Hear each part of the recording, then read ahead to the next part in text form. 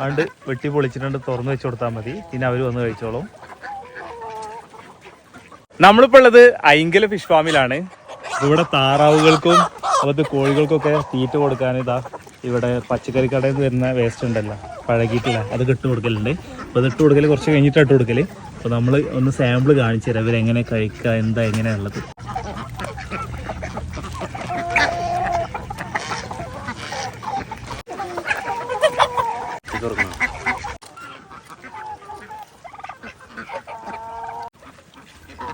അതുകൊണ്ട് വെട്ടി പൊളിച്ചിട്ടുണ്ട് തുറന്നു വെച്ച് കൊടുത്താൽ മതി. പിന്നെ അവർ വന്ന് കഴിച്ചോളും.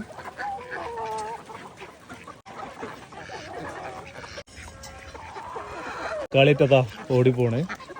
മത്തനിതാ ഏകദേശം തീരുമാനമായിക്കൊണ്ടിരിക്കുന്നുണ്ട്.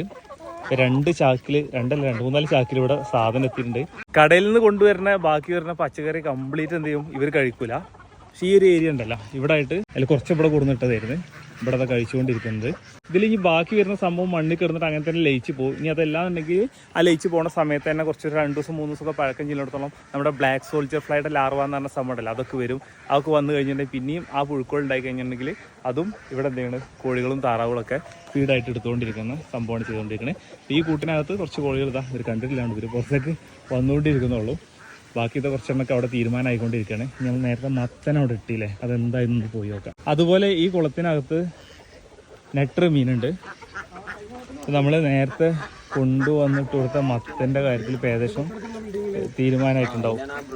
നമ്മളെ മത്തൻ ഉണ്ടില്ല, മത്തൻ തോട് മാത്രമായിരുന്നു, അതിൻ്റെ ഉള്ളിലുള്ള കുറേയൊക്കെ അവർ കഴിച്ച് തീർത്തിട്ടുണ്ട്.